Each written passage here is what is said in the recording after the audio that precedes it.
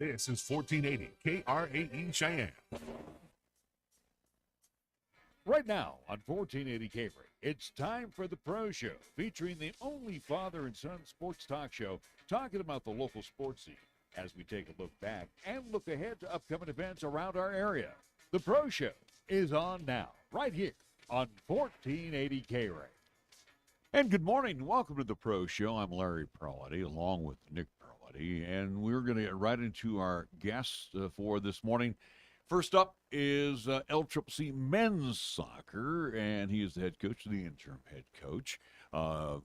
Just about ready to complete his first season at the helm is Fernando Perez, but we'll just say Fernando. And Coach, real quick, let's talk about the season in general, but also, too, as you took over for longtime head coach Vince Gibson. You worked with Vince Gibson. So, again, things that you picked up from Vince also, too, in your playing as well as, being on the side as well, things that you have picked up, adapted to your coaching technique at LCCC. Well, thank you for having me, first of all. Let's go a little further back than that, just coaching with him. Actually, I played for him back in the day in 2012, 13 for 2 years, got my associates, and then transferred on. Eventually coming back, it was a no-brainer when he asked, hey, Jose Arenas is moving to DU to be an assistant. Do you want this position? I said, yeah, definitely. I would be more than happy to take it and coach next to you. As like you coached me, and I get to coach next to you and kind of pick your brain a little bit more on how things run, because as a player, you don't see everything. You don't know the things behind the scenes and everything. But no, it was great. I learned a lot from him, just the little things and how far they go. The paperwork, even to the things on the field. It's a different bird's eye view as the head coach as opposed to being an assistant, because again, too, you're as an assistant, you're more of a specialist. Whether you're looking at the midfielders or you're looking at the net minders, basically you've got to see the whole field all the time. And again, talk about that experience being the head guy now. So like you mentioned, as an assistant, you're kind of a specialist. There's a lot on your plate, but not the final decision on how, the program goes. And, and that's okay. As an assistant, you learn from the head coaches, as I did. And, now that I was the head coach before, they offered me the job as interim, I was a little bit nervous. I'm not going to lie, because it's like, what do I, what to expect? It's the biggest thing. But, I kind of fell into it. And now Vince is the assistant athletic director. And then, you have Dwayne with a lot of experience as well on that side of being head coaches. And it was just kind of, and also Seth, where, I ask questions like, hey, how do you deal with this? How do you deal with that? And they're more than happy to help me, I was about to ask, especially as you brought up Vince Gibson, again, former head coach of the men's program, where, again, he is the assistant AD over at LCCC. But, again, not like Vince is going to be telling you every single move or here's what to do. Again, he's not that puppet master to basically, at least kind of pseudo be a head coach via you, Fernando. But, how big of an ally or, again, how big of a resource is Vince at LCCC, especially as you are kind of getting into that head coach role? Oh no, definitely. He's helped out a lot. Definitely, he's taken care of that program and made it the powerhouse that it is for the last 14, 15 years. And I think it is definitely to watch him walk away to do something that's, that he also likes to do as an admin. But he helps me out with anything. He doesn't really say, hey, you should do it like this. It's more me asking him how to do a few things or things I need help with, so he kind of like backed off and said, hey, it's your show, you run it and how you want to run it. And if you ever need help, I'm here to help you out. When you go back to the beginning part of the season and prior to the season with you and Vince assembling this squad, because again, Vince had some input prior to him stepping down. And again, you guys set up a schedule in the beginning that was just killer. I mean, you guys said, hey, we are a top flight operation. We're going to take on the top dogs. It didn't go according to plan. I mean, it was tough out of the box. And again, too, you look at the head coaching position that you're in right now. was it one of those situations where, hey, it was good to see everything and then get back to the drawing board and say, okay, I need to do this. My guys need to do that. I mean, I know it's kind of a little bit of humble pie by not, coming out of the box strong, but, tell us a little bit, your rethinking, retooling of this squad as it progressed. And again, too, it's not how you play in the beginning, it's how you play in the end. No, definitely. I mean, the preseason schedule was a difficult one. Even if you look now at the top 20 in the NJCAA rankings for men's soccer, Snow is up there. They just beat Slick, which Slick has been number 2 in the country for weeks. Eastern as well, Utah. They're in the top 10 or top 15 of the country. So, and it definitely, it opened all of our eyes. I kind of knew what's to be expected being part of the program and who we've played in the past. But I think the guys kind of like, oh, okay, this is not going to be easy. Junior college soccer is still a high level of sport to be played. So definitely, 0-4. It was a little bit difficult, but I just had to keep motivating the guys that, hey, if we keep applying ourselves and who we are and stay true to who the program is and what our core values are, we'll be okay. Was it a situation, and I didn't mean to interrupt you, Nick, was it a situation where, hey, and I don't want to say overconfidence, but, the veterans that came back, they've been through the wars and they know what to expect. But was it a tough mixture of the newer guys with the key players that you have that came back, or was it just one of those situations of, hey, we got to work a lot harder? No, there's definitely a lot, new guys meshing with the guys that are coming back. But I think the difficult part was, and truthfully, is the guys that came back were behind guys that were here for 3 years, because of COVID, and it's unheard of. So now these guys are, once they realize, like, oh, we are the guys that need to step up and show the freshmen how to do it. It took a while to get that part done, but they've done an exceptional job. The sophomores have, and now you could see almost the tail end of the season. We're in the Region 9 championship for, coming together and playing as a team for 90 minutes. And again, bringing it at least as we'll talk about that Region 9 championship coming up this weekend. But again, you look at the Region 9 play. Again, we went 0-4 in the preseason, but we took care of business against teams across this region. Again, a few losses, a few blemishes, whether it was Northeastern or again at Otero, which you will see in that championship game, tie at Trinidad State. But outside of that, again, we were one of the top dog teams here in this region. Got to feel proud that, again, as we are that team with the target in our back in Region 9, we came unscathed and still can at least potentially could come out on top as still one of the best here in this region. No, yeah, definitely. It's just, we had to put the coaching staff and myself and the players, put it all together, like, hey, we can't lose. We have to continue to play, and it's about wins and losses at the end of the day, but also the experience the guys are having. And I think so far they've enjoyed it. So I think that's what's keeping us going, and they understand, hey, there's a bigger picture. There's a bigger picture here. Yeah, preseason's preseason, and whatever happened last game, whatever happened at Casper, now we got to focus this week and, like you said, into the Region 9 tournament. Region 9 tournament, again, at home, hosted against Western Nebraska. Got the victory in there as we had a tie, at least contest at Casper College, but again, winning. Moving on to now this Region 9 championship, which will be played down in Pueblo against Otero. Let's talk about your team's effort in this tournament right now as we prepare for that championship game. What are you seeing? What are some of the strengths, and what are some things that we need to work upon as we prepare for the Rattlers coming up this weekend? Definitely, there's been improvements. Defensively, we've grown. We allowed less and less goals as the season went on. They work more as a unit now. They understand that it's going to take 24 of us to potentially bring the Region 9 championship home.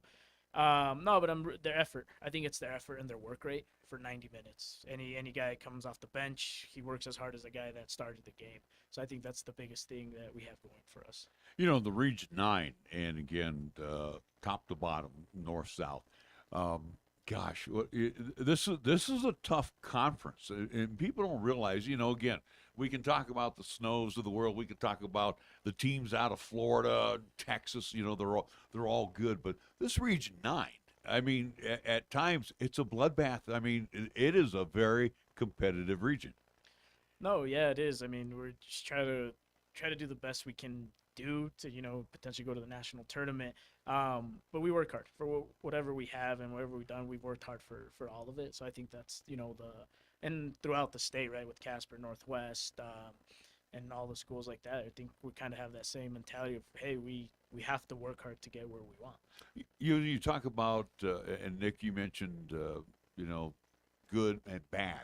So let's talk about things that have really developed for you. Again, slow start out of the box, picking it up. Now we're going to get in for that Region 9 championship. Tell us a little bit of the improvements that you see right now from day one to now, and whether it's goalkeepers, defense, you know guys that are breaking through. Tell us a little bit what you really like about this team. No, definitely. I would have to say some of the freshmen stepping up is the biggest thing, and even some of the sophomores like Edgar Garcia, Isaac Perez. Those guys didn't see almost a single minute since their first year they've been here, right? Because we had such a great team when Vince is the head coach, and Isaac just been playing right back since the beginning of the season. Then Rudy Medina as well, freshman. I didn't take him when we traveled to Arizona because I was like, hey, I think you need a little bit more playing time. You need a little more experience, and now he's a starter. And then as a left back, and he's a right-footed player. As mentioned, Edgar Garcia, same thing. Didn't get a lot of playing time his first year. He's a sophomore now, and he scored two crucial goals against Western Nebraska in the quarterfinals. Scored to tie the game against Casper, right?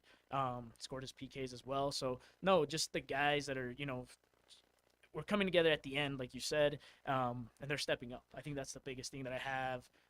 Not just Danny Barajas, Christian Nunez that have been very impactful. Brian Fierro, the past seasons. I mean, Danny has 10 goals, 13 games or something like that. But the other guys that, who's that? You ask, some of the fans are like, oh, I never saw him play well. But they're stepping up now and, showing up that, hey, there's more guys on this bench that could play, and they're starting, and you can finally see it. Coach, thankfully we are officially out of the pandemic. Again, COVID still exists, but in years past, especially as we talk about men's and women's soccer for LCCC, again, we had players that would test positive that would have to sit out a few contests or sit away. And again, obviously we do deal with the normal wear and tear injuries as well. But throughout the season and now as we prepare for the championship game, did we stay relatively healthy? Did we have the full, at least, complement of players out there this entire season, and especially as we prepare for Sunday's match? No, definitely. I've had all 24 guys healthy. I don't think there's little bruises and hits here that because the body wears down and they're college athletes.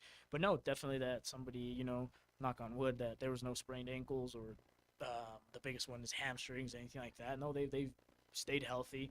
Putting them on a weight program to, hey, I just need you to stay strong. I don't need you to get bigger, but I just need you to be strong for the season and then continue that for the next year. And hopefully when you move on, you're ready to go at the next level. Fernando, go ahead. I was going to say, as we talk and prepare for this championship game again coming up this Sunday down at CSU Pueblo, 2 p.m. is the kickoff against Otero College. Again, that is for the Region 9 championship. Win the championship. In years past, Fernando, it's been we have to play a district game to get in that national tournament. As we talked a little bit off air, that's not so the case. It seems like, hey, we beat the Rattlers. We're moving on, at least for a potential national championship. No, yeah, definitely. So I think that has to do with how many teams are in our conference. So that's how they redistricted it. It's like, hey, your final is the district and the Region 9 championship. So that's, I think NJCAA did that, but I'm not too sure. What I was going to ask you is, it's interesting because you're still playing. It's still the LCCC Golden Eagle season. However, as the head coach, you also have to look to the future. So, again, as we go into this new position that you have attained over at LCCC, you also have to look for the future. So, have you had that opportunity to look about the country? And again, too, I remember Vince telling us on our coaches show, a lot of relatives have also continued on in the program, whether it's a brother or a cousin. You've been able to keep that chain alive throughout the course of the years. But again, looking at recruiting, you got to do a little bit of that as well too as coaching. No, yeah, definitely. I've gone out down into Colorado, reached out to some kids out of Utah, California. Hopefully I am the successor of this program, being the interim. But if I do become the successor, I'm ready to go. If it doesn't go my way, I know whoever they hire is these kids are gonna be in good hands. Because it's gonna be a good committee. They're gonna do well. But no, definitely I've gone out to actually. I have to go recruit tonight. I'm gonna go recruit down in Broomfield, Colorado. They're in the 5A state playoffs. There's a young gentleman that I'm looking at. And then Wednesday, I'm going to go down to Longmont, look at Silver Creek, play Northridge, to see if I can find a few players out of there and bring them back to LCCC. On the local side, with the East, Central, South, and again, we can talk about Class 4A, 3A, whatever division is playing soccer here in the state of Wyoming. Do they get put behind the 8 ball a little bit because they're springtime only? A little bit, but it's actually a little bit nicer because we're not in season, so it gives me more time to go look at their full games, full schedules if they play. Because I believe they play back to back, kind of like we do Friday, Saturday, because traveling. So it's a little bit easier for us to be like, oh, I can go to this game on Friday, but then they're playing over here and they're playing here, so it's a little bit easier. But sometimes they do get put on, like you said, on that back burner. But no, there's a lot of talent. We have Caden Smith out of Central that plays for us. Got a few minutes, had a great game against Western Texas, number 10 team in the nation. So, Coach, as we talk again, you still have that interim tag right now, and again, hiring process will at least be later down the line. But talk about the difficulties of trying to sell yourself, sell the team, where again that interim tag still exists, where you kind of have to stop and pause with these parents and go, yes, I'm the interim right now. There's no guarantee that I will be officially the head coach. Talk about selling techniques that you have to use, especially having that tag in front of you to, again, get these top star recruits here to Cheyenne. No, definitely. First of all, I have to sell them who I am as a person and what I believe in. But then after that, I sell them Cheyenne, Wyoming, not the program itself, of course, but also Laramie County Community College. The faculty, the staff, our president, our athletic director, the other coaches, the other programs, because the ultimate goal is I feel like when a recruit comes to campus and they look at the campus, it's like, oh, I can see myself here, right? And I think that has a lot to do with the type of kids that we go after. Is I want you to enjoy being here. When you wake up, you don't regret like, oh, I want to go back home. It's like, oh, I love it here, even when there's snow squalls or it's negative 10 degrees. That they're still like, hey, this is why I'm here and I enjoy it here. So there's challenges, but that's the biggest selling points is I want them to enjoy where they're at, not just because I'm there, but they like the facilities, they like the town, they like who they're surrounded around. The benefit of also to playing on, again, natural grass that we offer here at LCCC, and again, as that soccer field gets improvements with the, again, scoreboard and all that as well too. Yes, again, good things happening over at LCCC. Coach, as we again focus on this Sunday, 2 p.m. down at CSU Pueblo, the Otero Rattlers, again for that Region 9 championship. What is it going to take in your mind to get past this Otero team? What do we need to get done to at least win this Region 9 championship? Show up and play for 90 minutes, win every battle, win every tackle in the game. And then for this week, focus on what can we do better, And I tell the guys, there's no such thing as being perfect, but it's your effort and the way you show up and the way you do things. The little things is what's going to advance you, to potentially win the Region 9 championship. Coach, I get this opportunity, especially when I get to talk to high school coaches or athletic directors. And again, they're student athletes, so another burden that you have on your shoulder is to make sure they're getting into the classroom. But again, one of the things that is, I guess, okay with you or with the scheduling, games are usually on the weekends. So I would venture to say your student athletes are pretty much class bound Monday through Friday. But again, you still have to keep an eye and make sure that they stay eligible. Again, tell us a little bit about that too, because again, it's almost like you want to get on the field, X's and O's, but there's a lot of intangibles to being a head coach as well, including making sure they're eligible. No, yeah, definitely. There's a lot to it. There's not just like you said, the X's and O's and the soccer side of it. As much as I feel like all coaches wish it was just that, but there's more to it.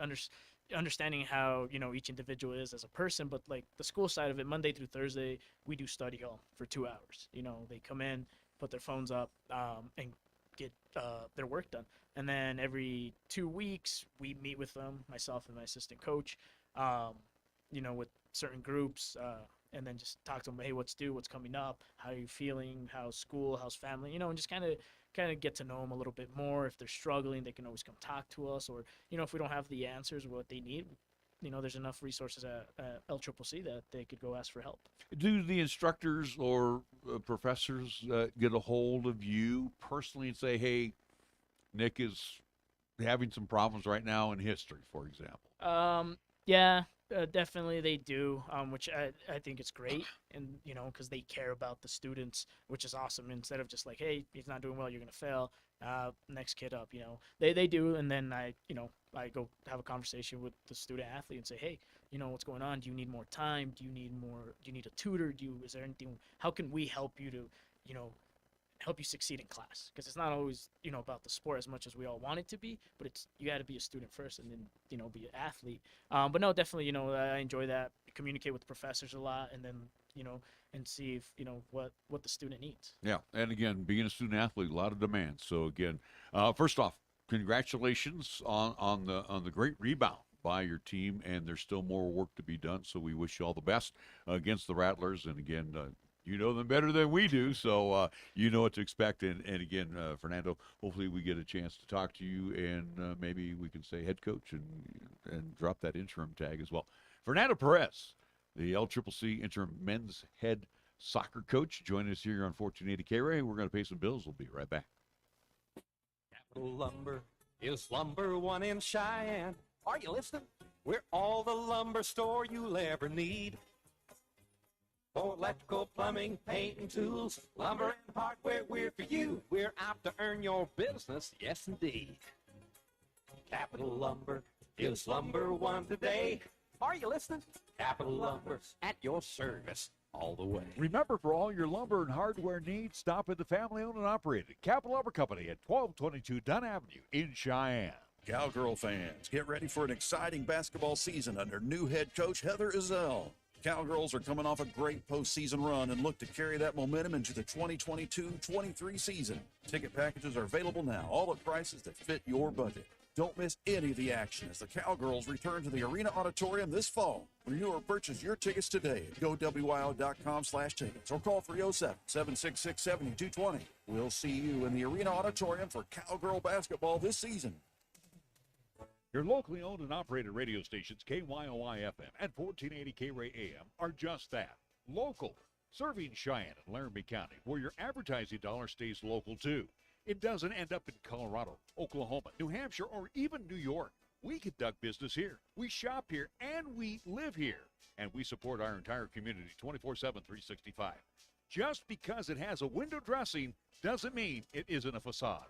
A reminder from KYOI and 1480 K-Ray. Next time you have a craving for authentic Mexican cuisine, visit Hacienda Guadalajara at 317 East Lincoln Way. Locally owned and operated, they serve their dishes with family tried and true recipes, with the freshest of ingredients, made to order. Start off your meal with their complimentary chips, salsa, and bean dip. And if you're feeling adventurous, enjoy your favorite margarita or cerveza. Hacienda Guadalajara, where the spice is always nice.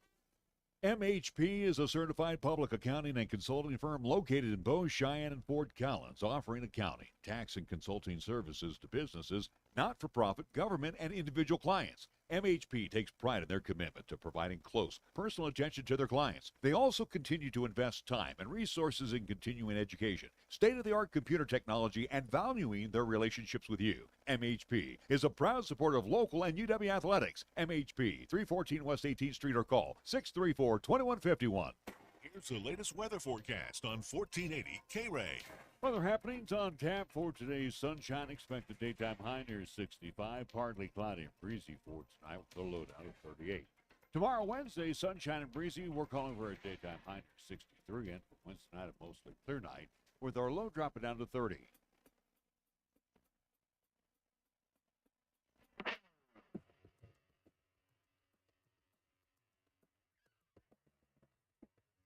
Welcome back to the Pro Show. I'm Larry Proietti, along with Nick Proietti, and we bring on a good friend of ours who's been joining us on our program for a long, long time, Jim Gardner, interim head coach of the LCCC Lady Golden Eagles soccer team. And Jim, always nice to chat with you. And pretty much a similar situation as we just got done talking with Fernando Perez on the men's side.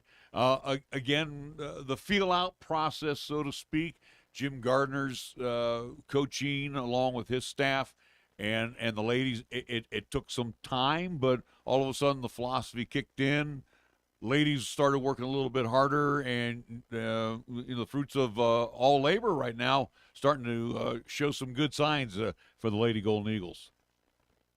Yeah, it's been a terrific season, great group of young ladies, and couldn't ask for more as far as hard work and preparation, doing what the game plan follows. So they've improved every practice and every game, and we'll see how we can finish up.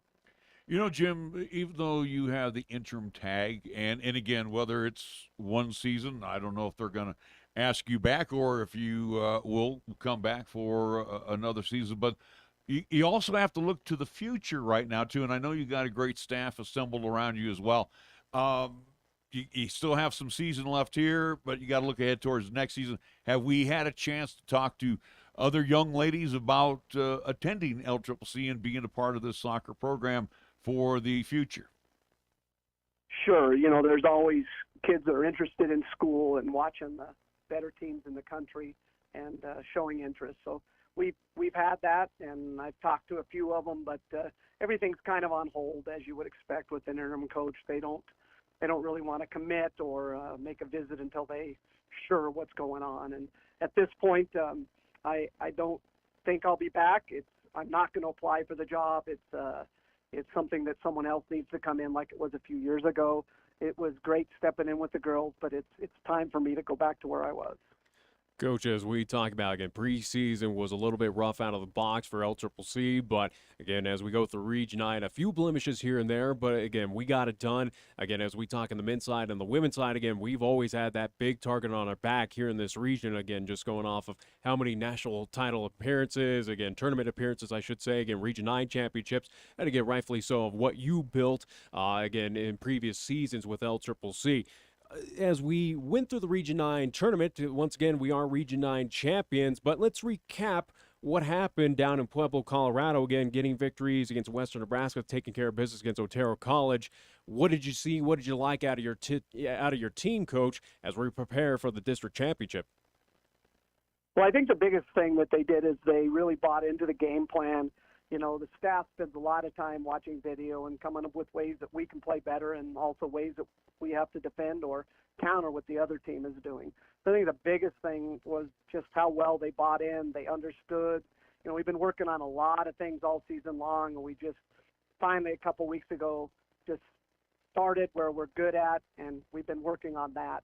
So it's really hard to get better at the end of the season, or I shouldn't say that, but get new things in. We get better at what we're good at, and that's what we worked on.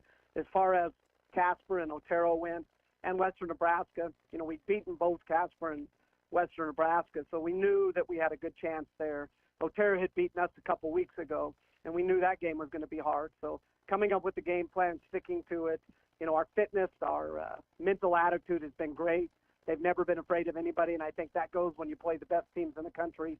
You can expect the highest level when you get there, and you're not afraid of it. So a championship or that atmosphere didn't really get to him too much. So I was proud of him for that. Coach, very quickly again, as we talk about again, congratulations on being Region 9 champions again here in 2022. But doesn't guarantee you a spot in that national tournament as it did in years past. Instead, we do have an upcoming again this week in district championship.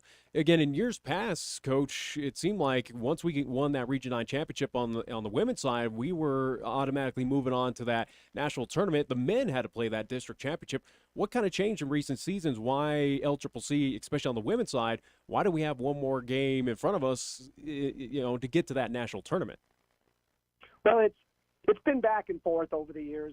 There have been times where we haven't because of the number of teams we have and the way the national organization decides to put all the districts together. So there have been years where we've had to play a district tournament before, and there's also been years where we've, been region champs and gone in. I'd say more times than not, we've had to go through a district.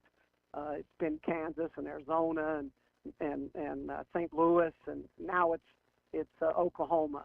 And I don't know the rhyme or reason. They come out with size of districts. They come out with travel. So I'm not sure why the NJCA did that in the last couple of years, and this year was a change of districts. So we just happened to fall into that where we have to play a district championship. Jim, I was going to ask you, with the slow start, and again, the teams that you came out of the box with are good programs. So let's first and foremost salute those programs. But with you, the coaching staff, and the young ladies, were you able to kind of pinpoint the slow start? And was it a meshing of veteran talent with new talent, or just was it back to the drawing board and let's try to make the game a little simpler? I think it was a little bit of all of that. The drawing board was going back with kids that I didn't know, and I was just telling Rebecca last game that I wish I'd have known better sooner how good some of the players were and their the tendencies they had and what they were good at. It took me a while to figure that out and for the team to get together. So a little bit of both, them getting to know me getting to know them, getting to put both of those things together. We did start out with pretty rough season, with Nate leaving and then having to put all that together in such a short time, and then playing 5 nationally ranked teams all in top 15, and now they turn out to be all in the top 10. That it was tough at the beginning, but all for the good. And the adversity you go through only makes you stronger at the end. Talking about stronger, let's talk about the strengths of this team that you like, that you have seen. And again, it's not how you do in the beginning, it's how you're playing in the end. And right now, this is where you want this team. But let's talk about some of the strengths, improvements, and if you can wave that magic wand, one thing that we need to shore up a little bit. Well, shoot, we've come a long way in all areas. We struggled so much defensively at the beginning of the year, but they've become much stronger at that. We used to play individual defense. Now we play more of a team defense where we all get back and get behind the ball. I'd say our fitness and our intensity is really high. The attitude is good. I know against Seminole, who's ranked number 2 in the country and well-deserving, that we're really going to have to pick our level up because they're a good team. They're a little more technical than we are. I think we match them with speed. So I think the thing that we can do is if we can possess just a little bit longer, 1 or 2 touches more, and we can get the ball to our diagonal players or our outside, I think we can match them with speed. And, they got to play at 6,200 feet, and they've got to travel 2 days to get here. So there's a little bit of advantage of playing at home and on our field, which is familiar to us. So I think if we can put those things together, team defense, great goalkeeping, and a couple more touches in the midfield before we try and get to our forwards, I think we'll be a little better shape than we would be if we didn't do that. Coach, as you mentioned, again, Seminole coming into town again, coming up this weekend here in LCCC. Again, Saturday the 5th, district championship at noon is the kickoff for that, at least contest against that Seminole team. Coach, as we talk about the season, again, we prepare for this district championship. Team health, again, as we are at least past the pandemic, where in years past we had to deal with the COVID and, again, players being eligible or having to sit out a few contests due to, again, testing positive. Again, team health, how's it been for your squad? Again, we do have those nicks and bruises as it happens, but have we stayed relatively healthy throughout the season, including the postseason? Yeah, that's one of the blessings or curses that you have. A couple years ago, we had a bad luck before the regional tournament and cost us, I think, a great amount of maybe wins at the end. But this year, we've had some sickness go through. We had the flu the last couple of weeks, and we've had kids up and down with that. But as far as severe injuries, we've had some ankles and some bumps and bruises like you talked about. But going into this game, I think we're, 90, 95% healthy with just some minor injuries that you might call just what you said, bumps and bruises. We got an ankle sprain, but nothing big that I can tell, and that's one of the reasons I think we were able to hold on last week and do as we did, is we didn't face any of those injuries. You know, Jim, as you stepped away from the program, and again, the game of soccer still continues on. But again, as you said, the ladies had to get used to your coaching style. Again, stepping away from the game, did you feel rusty when you were, looking at the whole field, or is it just like riding the bike comes right back to you, and this is the way I want my team to perform? You know, when you quit riding your bike, sometimes you put it up in the rafters and or hang it from the hook, and then when you take it down, you can get right back on it. You just got to fill the tires up and oil the chain. So I kind of think that's where I was. I don't think there was any rust, but a little bit of getting back in the saddle again, so to speak, and getting back on the seat. I thought things were pretty smooth. They had to get used to me. I was completely different than their previous coach, so they had to get used to my energy and my yelling, so to speak. And you know, I thought that it was one of those things where I just jumped right back into it, going in the office, watching video, talking to the other coaches. It seemed like it was just like it was the day before. Coach, as you mentioned again, interim tag and not going to apply for that at least official head coaching position for LCCC on the women's soccer side. Want to get your thoughts on, again, someone like you that is passionate about this program, has had a lot of success, and again, you want the best for the future for LCCC women's soccer.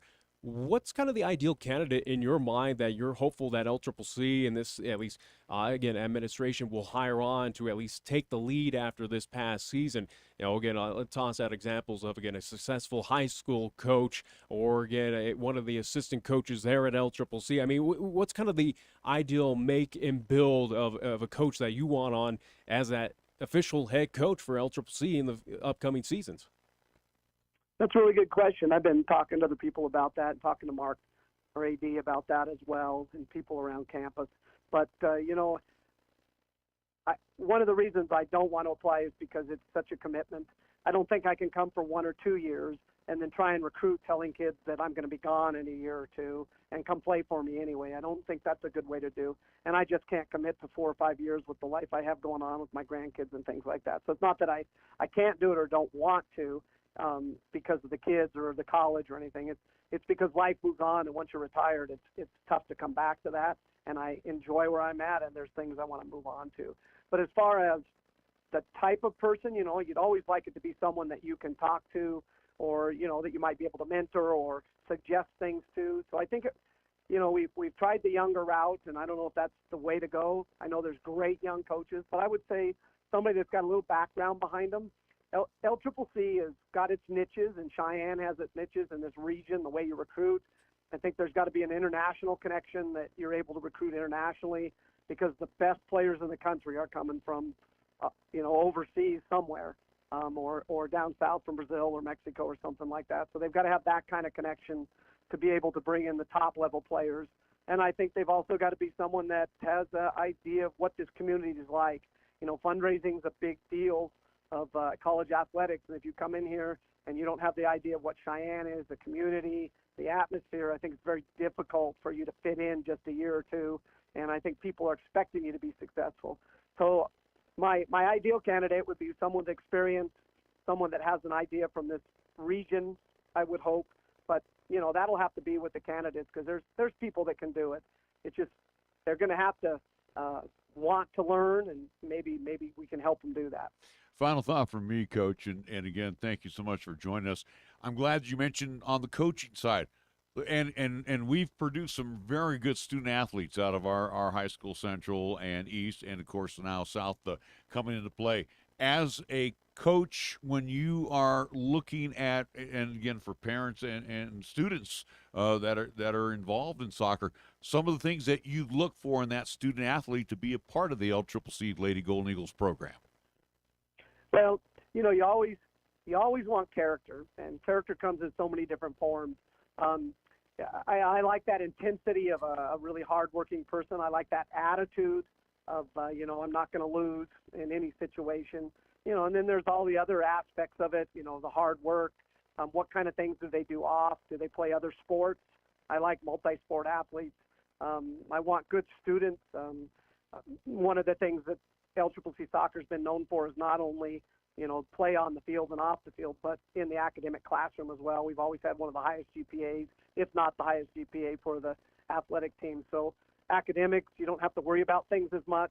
And, you know, I also like to have that person that's considered a really good athlete and soccer player technically and tactically. So when you put all that together, it's some of those people like Abby Morion or Katie Loken or Amanda Halter, you know, Raquel Macias, all those kids that have come out and been All-Americans for us, just out of Cheyenne East. Faith Meredith just recently down there at CSU Pueblo, ending her career. Those kind of athletes specifically out of LCCC that have been All-Americans are the type of kids I'm looking for. Jim, always a pleasure to talk to you. We appreciate it, and best of luck against Seminole State College coming up here. Again, as I'm looking at my calendar, coming up here on Saturday. So again, another tough road to hoe, but I'm sure that the Lady Golden Eagles will be up to the task. Yep, they'll do what they can. I'll tell you that. They're a hard-working group, and they never give up. Thank you, Jim. Appreciate it. Take care. Thank you, guys. Jim Gardner joining us here on 1480 K-Ray. This is the Pro Show, and we are so glad that you're joining us here on this Tuesday morning, getting ready to check into a Tuesday afternoon. We're going to pay some bills. Be right back with more here on 1480 K-Ray.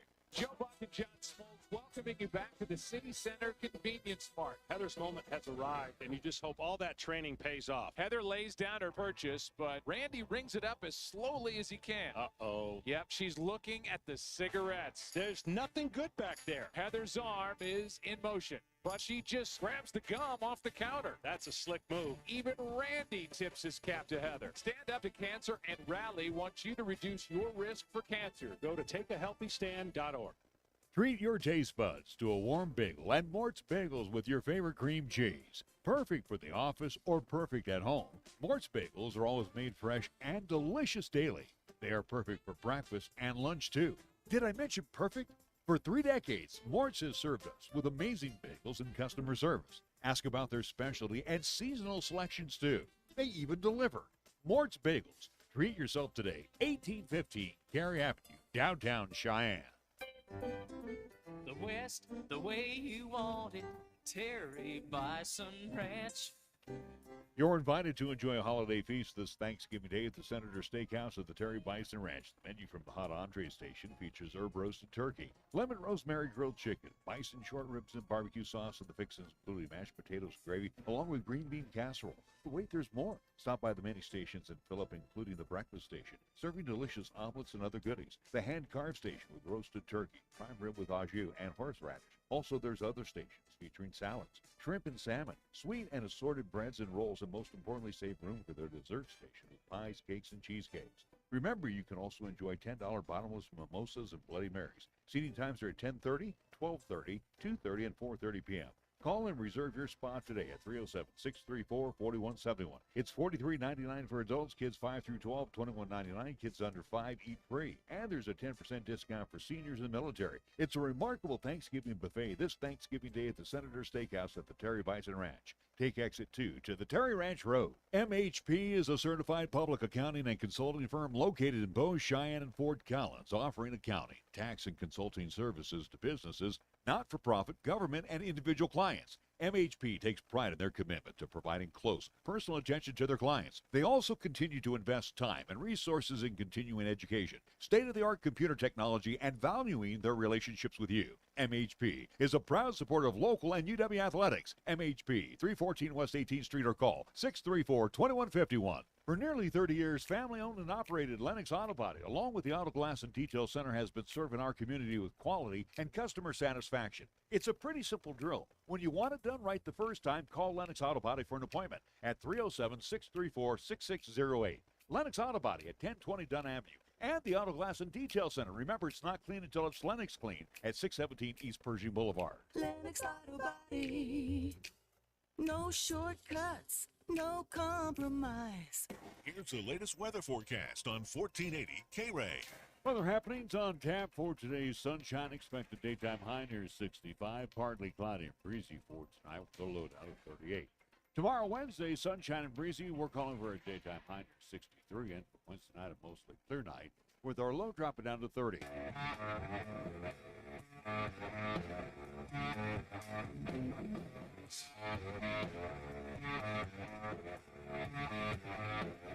And we welcome you back to the Pro Show. The Wyoming Cowboys Nick, and you mentioned this too, officially became bowl eligible. Again, 6 wins is the earmark to get you bowl eligible. And again, big win on the Islands. And this is, you can say what you want to say about the Rainbow Warriors. It's not one of their better teams that they have produced over the last few years. They're, 2-7 now, 1-3 in the conference. But always tough for any team to go and make that long haul across the Pacific and beat Hawaii in their stadium. And the Cowboys did it this past Saturday night, 27-20. Matter of fact, on the legs of James, DQ James, who put 179 yards rushing. Again, you look at the passing offense of the Cowboys. It's kind of secondary right now. I mean, they're doing it on the ground, but before we crown them pinball champions, they still have Boise State, and I think even though the still got a feisty CSU team, which CSU's terrible, but again, it's a rivalry game that you toss out any records, and who knows? Again, that game at Campus Stadium, Boise has to come here to take on the Wyoming Cowboys. So again, that is your top dog. Cowboys right now in prime position to, again, be one of those teams vying for that Mountain West Conference championship, which, again, we talked about earlier on in the season as we saw, especially post that Illinois contest, as they were stringing off a few. Again, the big win against the Air Force Falcons, that Cowboys have a shot here to be one of the top dog teams, and again, taking advantage of a very weak Mountain West Conference. And I think, plain and simple, you got to point that out as well too. Again, albeit, again, you take advantage of the situation that you're in right now. But for the Wyoming Cowboys, again, you look at the rest of the Mountain West and look at some of the scores from this past weekend and just how things have been shaping up. This conference, and we've said this for about a couple of weeks now, this conference is really taking a step back from where it was last season, how it's been for the past couple seasons, where we saw, again, the Fresnos, the San Diego States, the Boise's of the world, Utah State, Air Force step up. These teams are all taking a step back, and this conference really is looking a little bit on the weak side, at least this season. I think Boise, the Broncos have rallied back. And I mean, they just pummeled CSU this past weekend, 49-10. For the Cowboys right now, and again, you look at their remaining schedule, it bodes well. It does really bode well. And again, remember, their loss in conference is on the other side.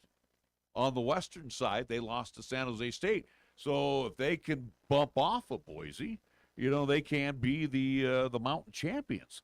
So things are looking good for the Cowboys. Like I said, again, for the Pokes, they're now bowl eligible with their 6th win of the season. You said they have a week off here. And I got another bye week before they prepare for, I do believe, CSU coming up again on the road, then back at home for Boise State. So, again, a break for this team to, again, get a little healthier, prepare for, again, what is rivalry week. Again, it comes at a good time, I would guess, again, here at the at least tail end of the season. The Cowboys, as of right now, again, being bowl eligible, again, as we have those bowl projections of plenty by every name and blue check mark around this country, that Cowboys right now, again, it looks like a few are agreeing upon that they should move on to the Frisco Bowl out there in Texas. Opponent to be determined. A lot of folks are anticipating that it will be a rematch with them and BYU. I mean, it would move the needle for, again, true diehard Cowboy fans, again, of that old school rivalry. But again, you've already seen this team. You saw what they can do. BYU, I think, talent-wise, again, a heck of a lot better than the Cowboys. But again, it's a step up bowl-wise if they are to move on to that Frisco Bowl than where they've been at for the past couple seasons of the dead last New Mexico Bowl or again, the Idaho Potato Bowl. So again, it's a step up, and I think that, again, with these bowl projections, does give Wyoming a little bit of the respect that, hey, of a bad Mountain West Conference, you're one of the few gyms that are taking advantage of it and taking care of business so far. Well, the way the Cowboys have performed, and well beyond my expectations. So again, highly, yeah. I mean, again, this this underachiever team has turned into overachievers. But you look at the last 3 games they have: CSU, winnable at campus. Boise, You pause. yeah, that's going to be a tough one, but it's at home. So you kind of Elements and all that stuff are not going to affect this Boise State team because, again, hey, they play in the same environment. The Cowboys have been doing it on the ground, too, so they can be a ball control team. The whole deal is you want to keep the Boise offense off the field. And you got to go to Fresno State. Fresno State is, 4-4, 3-1 in conference. They look like they're a beatable team. They don't look all that they don't good, look the powerful Bulldogs. So 3 games, 2 out of 3 very winnable. And the third contest, we're talking about Boise, kind of a toss of the coin. But if the Cowboys do pick up those 3 wins, they've stamped their ticket into that Mountain West Conference championship game. Yeah, and again, Frisco Bowl to me might go bye-bye, might improve to something else. We'll see. Again, strength of schedule, and I think conference play as well too. That's going to be a big factor regarding these bowl projections. Again, whoever wins this Mountain West Conference championship, and I stand by it as what I said a couple of weeks ago. And here we are, and again, first day of November as we get closer to the end of the regular season in college football. That it's going to play a factor that, again, whoever wins this championship, they're going to look at that Mountain West Conference that, again, I think everyone can agree this conference has taken a step back of where it's been the past couple seasons, that no one's going to a New Year's Six bowl. No one's going to, again, a prestigious bowl to take on one of the Power Fives potentially. It's going to be something of, hey, Frisco Bowl is going to be the top dog, take on a BYU or whoever, again, somewhere kind of floating, and congrats. That's about it. Again, don't anticipate that a Mountain West Conference championship team, whether it is the Wyoming Cowboys, maybe it's Boise State, maybe it's a San Jose, who knows. But again, whatever team moves on is not going to get a high dollar bowl just due to the fact that I think those bowl experts those bowl committees are going to look at Mountain West Conference. It's not that good this year. I mean, for the Cowboys, it's better than Arizona Bowl. And this would be a bowl that's going to have 7 figures in it, a 1 at the beginning. So for the Cowboys, and like you said, the famous Potato Bowl, and I'm not knocking them, but, hey, it's a change of pace. Again, there's going to be more monies possibly being thrown. And let's remind folks as well too, regarding the Mountain West Conference. Again, in years past, whoever was your conference championship, you're guaranteed to be in that Las Vegas Bowl. That was usually a good mixture. Again, at least back in the day, it was Mountain West versus the Pac-10, Pac-12 teams.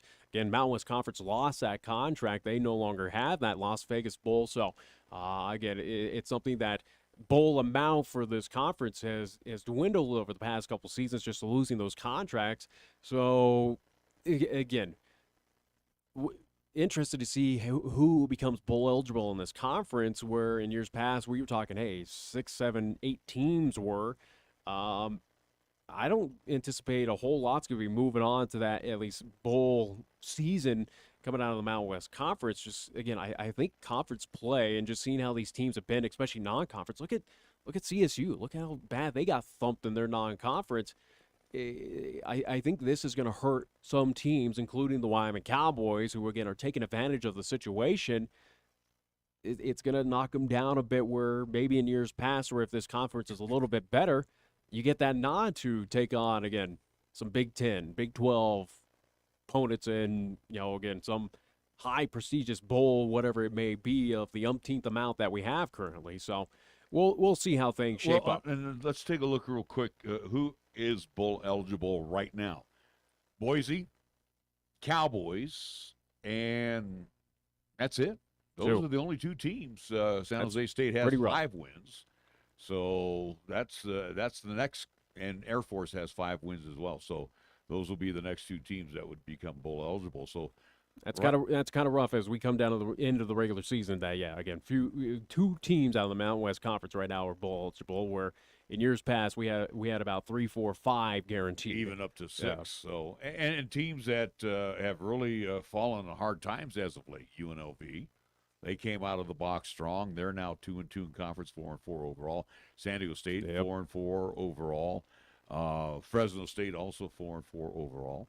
So again, and Boise, Wyoming 6-3, Boise 6-2, Air Force at 5-3 right now. So they're next on the plate to become bowl eligible. We'll certainly see, but as it shapes up, if I stand corrected again, I do believe this season it starts for the Mountain West Conference Championship, where, again, we take the top 2 teams. So we're right now, as you mentioned, again, Cowboys and Boise, both bowl eligible. We'll see how the seasons shape up for those 2 squads, but could be a potential rematch of what we see here in a couple of weeks, again, here at War Memorial Stadium, of the Broncos versus the Cowboys for that Mountain West Conference Championship. So we shall see. They've done it before. Yeah, again, I do believe that starts this season. That, again, it's no longer West Division versus Mountain. It's now top 2 teams fight for that Mountain West Conference title. So, again, we could have a potential rematch as it's shaping up, as those 2 are becoming the best teams here in this Mountain West Conference. Absolutely. All right, high noon. That's our time. We are going to step away for a little bit. A lot of football to talk about, some baseball to talk about as well. There was a firing in the NBA. We'll let you know about that as well. So we'll get to all of that next hour. You are listening to The Pro Show. I'm Larry Proietti. He's Nick Proietti. We're back after this right here on 1480 K-Ray. This is 1480 KRAE Cheyenne. Also being heard on translator K266CC Cheyenne at 101.1 FM. Capital Lumber is number 1 in Cheyenne. Are you listening? We're all the lumber store you'll ever need. For electrical, plumbing, paint, and tools, lumber and hardware, we're for you. We're out to earn your business, yes indeed. Capital Lumber is number 1 today. Are you listening? Capital Lumber's at your service all the way. Remember, for all your lumber and hardware needs, stop at the family-owned and operated Capital Lumber Company at 1222 Dunn Avenue in Cheyenne. Community is more than a place. It's a feeling of belonging. At Platte Valley Bank, we are passionate about the communities we serve and the people who live in them. Just like you, we are everyday people who contribute to our community and believe that together we can make a difference. Visit us today at www.pvbank.com. Experience the difference. You belong here. Platte Valley Bank, member FDIC. When you are dealing with the coin shop to buy, sell, or trade your gold, silver, or other precious metals, you will be met with honesty, fairness, knowledge, and exceptional customer service. The coin shop has been serving Cheyenne since 1982 and is a respected member of our community. Call David today at 778-7196 to meet privately or visit during regular business hours, Monday through Friday, 9 to 5 p.m. The coin shop, a dealer you can trust, 510 West 16th Street. For over 30 years and still delivering the results you expect is Cheyenne Auto Repair and Service. Larry Proietti again for cars in downtown Cheyenne, reminding you that John and his staff are there to take care of your vehicle's woes. From an oil change and replacing windshield wipers to digging deep into fixing your heating and your air conditioning unit or fixing your brakes and shocks, you can depend on Cheyenne Auto Repair and Service for taking care of most minor repairs. And most importantly, John is a TechNet professional, which says he is one of the best nationally when it comes to getting your car or truck back on the road as soon as possible. Check it out online, technetprofessional.com. Don't wait till the last minute. Have your vehicle serviced by one of the best in Cheyenne. Cheyenne Auto Repair and Service at 604 West Lincoln Way. Call for an appointment at 307-632-0498. Open Monday through Friday. Check out the huge savings this week at Town & Country Supermarket Liquors. Here are just a few of the terrific weekly specials. It's your one-stop shop for the Super Radio buys, heard only right here. Tito's Homemade Vodka, 1.75-liter bottle, $33.99. Twisted Hard Teas, all available variety, 12-pack, 12-ounce can, $16.49. And Malibu Coconut Rum, 1.75-liter bottle, $23.49. Town & Country Supermarket Liquors on the South Greeley Highway. Cheyenne's low-price leader. Here's the latest weather forecast on 1480 K-Ray. Weather happenings on tap for today's sunshine. Expect a daytime high near 65. Partly cloudy and breezy for tonight with a low down of 38. Tomorrow, Wednesday, sunshine and breezy. We're calling for a daytime high near 63. And for Wednesday night, a mostly clear night with our low dropping down to 30. Right now on 1480 K-Ray, it's time for the Pro Show, featuring the only father and son sports talk show talking about the local sports scene as we take a look back and look ahead to upcoming events around our area. The Pro Show is on now, right here on 1480 K-Ray. Well, just taking a look at the bowl scene. 43 bowls on tap for 2022, 2023, early 2020. Just way too many. And I only see three. 86 teams qualifying for postseason play. Ridiculous. It's pretty much of just heading everyone an opportunity after this point. Well, again, I'm looking here at the Mountain West tie-in. I only see 3 tie-ins. Well, that's why I said it again for the Mountain West Conference loss. Loss at least guaranteed to New Mexico, Las Vegas. So again, it was Idaho, I do believe. Again, at least Hawaii with the Hawaii Bowl. Again, they get that nod, but again, Hawaii is not going bowling, so you're gonna have to figure out that. But again, Mountain West Conference, I do believe, still has that. Yeah, that's going to be interesting. Yeah, so right now, again, like I said, as we look at the bowl situations and the tie-ins, where, again, most of the bowls are going to go after those Power 5 teams that have already qualified, which are a plenty. Again, Cowboys anticipate, again, like I said, I feel like it's a safe bet.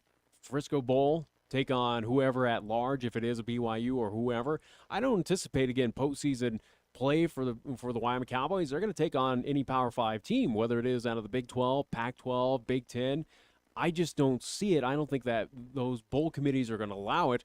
I think you're going to see, again, some action, Sun Belt, American Conference teams that are going to take on the Wyoming Cowboys. Again, as you went through, again, who's in the American, at least the AAC. That's who's tied pretty into much, that again, bowl. they already saw one team and had a close game with Tulsa.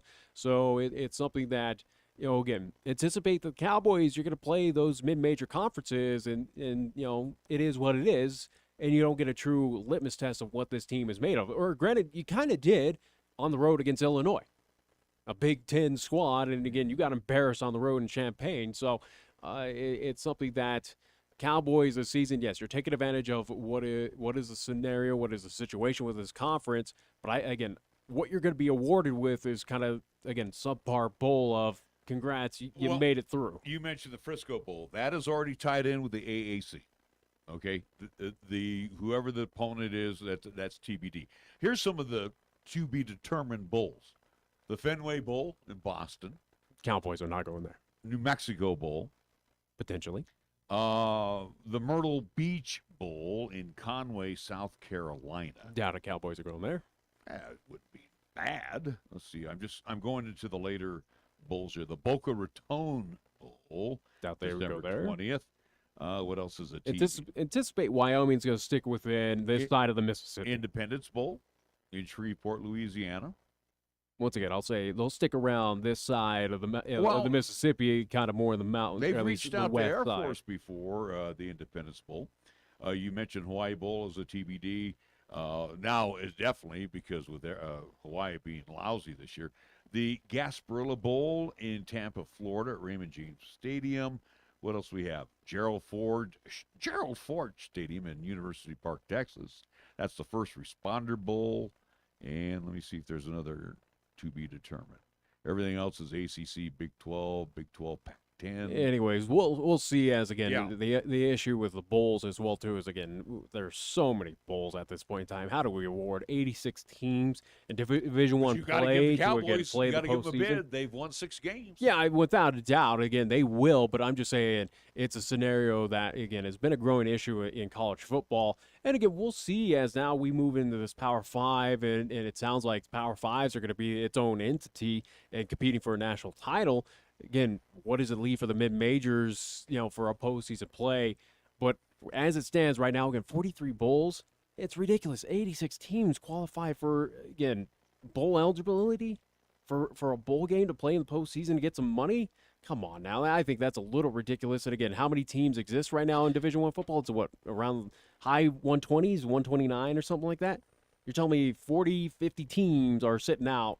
86 teams get to play postseason. I thought it was something you earned. This is ridiculous. For Craig Bowl, right now at 51 and 53 overall, earning his $1.5 million contract. He's 3-1 in bowls, so you definitely want to put the Cowboys high on your list. They travel. Who have they beaten in the bowls? I know, but again, when you are a bowl committee, you got to remember this about Wyoming Cowboy fans. Yeah, they'll travel. They will travel. And the Cowboys usually, when they get a paycheck for going to a bowl game, they're going to get a good portion of that paycheck, even though they got to split it with the Mountain West. But how many times have we talked with Tom Berman that, again, a lot of these bowl games, Wyoming's coming in the red, that they pay more than they are receiving. That was more in hoops than they did in No, it was also true. Again, we've talked with Tom again with Well, when they made that route up to Idaho a couple of times, again to play in that Potato Bowl, again they lost money. The Arizona Bowl was a big red for them. That definitely was a red. So again, they've lost money. But if you get a ticket, like you said, a Frisco Bowl, you get that bowl to Texas. Oh, I guarantee you're going to get good traveling by the Cowboys. And again, it's not Potato. It's not New Mexico. It's not Arizona Bowl. Fans are going to, like you, going to be salivating, hey, anywhere but these places. Now, Frisco comes talking to you. Yeah, good. But there's other bowls that are still eligible that have not made commitments yet. Yeah, plain and simple, though, again, as we'll end Cowboy talk right here, again, get focused on at least football that kind of more intrigues us again on the high school side, especially as we're in playoffs. But the Wyoming Cowboys, again, as of right now, again, getting the 7-point win on the road against Hawaii. Again, had a feeling they were going to get it done. You kind of pause, though, with Hawaii being at home, that, again, it's a tough place to play. Cowboys, again, bowl eligible right now in this Mountain West Conference. Again, not to sound negative, which, again, we are plenty here, and, again, especially with the Wyoming Cowboys and against Craig Bull, which, again, I still think he's not the right fit to move this team to that next level to at least get a consistent reload program. I don't think he's the guy to get it done. But, again, say what it is, again, 6 wins and right now one of the top 2 teams in the Mountain West Conference. Is it weird to say that it's still not impressive for me of what the Cowboys have been doing, especially with this offense as mightily struggling as they are and have been for the past couple seasons? Defense has been the key thing, has been a key contributor, and we've known that out of the Cowboys. They always put up good defense. But, again, how they're getting these wins has just not been impressive. That this team, again, take them, like I said, you put them against any other Power 5 team, they're not winning those contests, and we got that taste with Illinois. You said something that's very, very intriguing, though, who they've beaten. But you've also said on the other side of your mouth that the Mountain West is so weak this year. Well, the Cowboys were expected to be weak. Like I said, they've overperformed. Again, a team that was expected to be dead last. I think what we're seeing right now in the Mountain West Conference is that it kind of flip-flop or at least those top teams are a lot worse than what was preseason thoughts about them. Again, with the Fresnos, with the San Diego States. Say Air Force a little bit. Utah State taking a major step back. I think that's what you're seeing right now with the Mountain West Conference is that those top dog teams were not anticipated to be as bad as they are. Air Force is my surprise. We figured Boise was going to be San Diego State's by. Well, figured Boise State was going to be down a little bit, but it seems like they've kind of cleaned it up. Yeah. And that's a dangerous team. You just never can turn your back on Boise State. So, again, like I said, that meeting here with the Cowboys in Laramie, I think that's going to be for all the marbles coming up. All right, let's talk high school football, which I'm bummed to a certain degree I wasn't here this weekend. But we had the quarterfinals. I'm not surprised. Everything went according to Hoyle, 1, 2, 3, and 4. Yeah, all won. no surprises. Except for Central. There. The Central score with Thunder Basin. That one.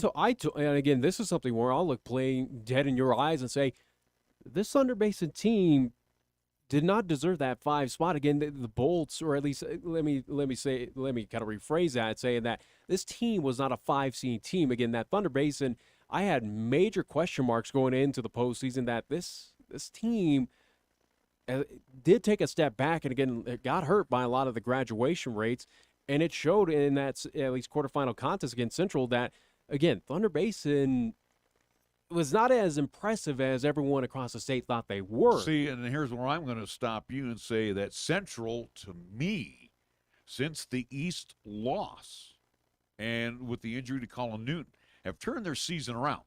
They needed to win at Campbell County. They got it. They beat Rock Springs. And we saw the true reality of the Camels as well, too, especially in the quarterfinal, too. Against Natrona County. But 41 points they threw at Thunder Basin.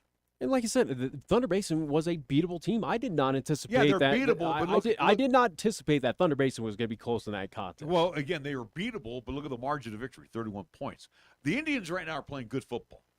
And again, but is it good enough for this Friday Sheridan? at Sheridan? Again, they had the 3-point loss week 0. Again, that is 10 weeks ago.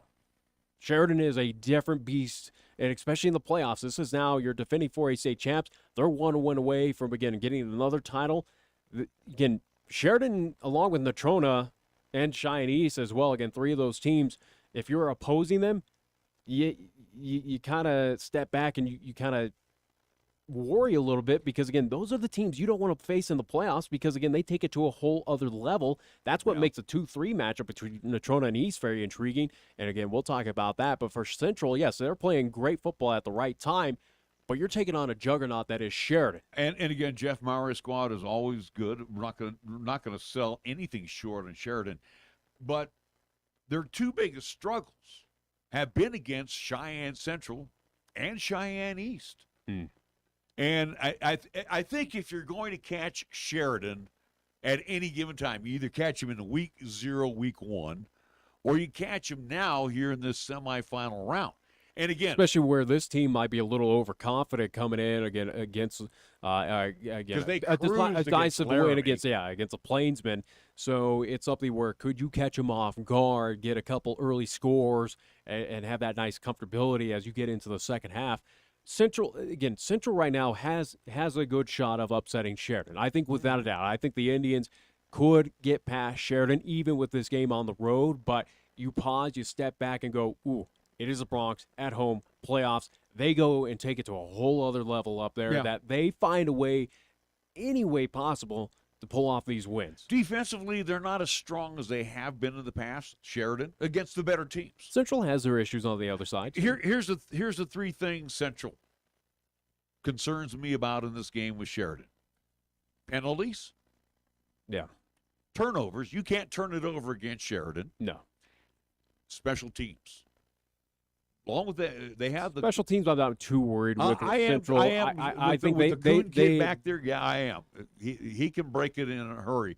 So again, those are the 3 things that would be my concern for Cheyenne Central. Offensively, they're running the ball well. They're throwing the ball well. It all comes down again, not to put the pressure on him, but again, King of Bartlett. He does not have to play a perfect game. He does not have to again go crazy out there, but again, he's got to have a consistent game. He's got to get those contributions. Wide receiver, I think the wide receiver core for the Central Indians, this is the game. Those entities out there, again, whether it's Talent, whether it is Whitworth, they really got to step up, get some spacing against Sheridan. That's going to be the key factor, I think, is the offense. That Keegan Bartlett, if he can play a consistent game, find those targets, they can get downfield. That's where it's going to get done. Again, I think Central as well, especially against the Sheridan team, run game, I don't think it's going to work against Sheridan on the road. Well, again, if they go out with the wing tee, the full house backfield, there's a possibility. Like I said, you want to keep their offense off the field. So again, if you can grind it out and you add Bartlett to the mix, that's 4 capable running backs. But again, I go back to 3 things: penalties, turnovers, special teams. I think they can be competitive. If I had a size of this matchup again, pick a favorite right now. Again, it should be kind of. I wouldn't say I want to pause to say clearly it's Sheridan, but I would say Sheridan's probably, again, I would put him as a favorite of about a touchdown over Cheyenne Central. That I think this Central High team can get it done, but it's going to take a little bit of extra effort. They got to have things working, not near perfect, but again, things got to go their way on the road against a Sheridan team. Where again, like I said, the Bronx postseason, especially now, they're 1 win away from going and defending their 4A state championship in Laramie. They just find a way. It seems like, again, ever since I was in high school, that this Sheridan team in playoffs, you don't play them at home because they take it to a next level. And you're probably right. Giving them at least 7 points, might even give them 10. But here's the deal. I'm kind of with you on that one. I have to favor Sheridan in this one. I wouldn't be surprised. No. If Central beats Sheridan. I wouldn't either. I would not be surprised because, again, I think Central has it in them, but again, they got to play a great game. And they got to slow down. They got to slow down the run on the defensive side. If I'm Central, I look to what we saw this past Friday night here in town at Cheyenne East. You look to what Rock Springs did. You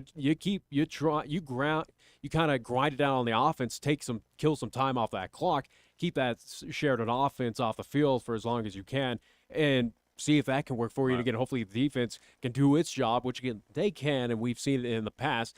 I think Central again be interested to see if they could pull at least that kind of playbook from what the Tigers did against Cheyenne East, and at least keep that offense grounded, keep them off the field for a good amount of time. All right, that's a 6 o'clock kickoff at Homer Scott Field. The other semifinal contest, and I got to tell you this right out of the box, and again, this is with Steve Harshman's Natrona County Mustangs.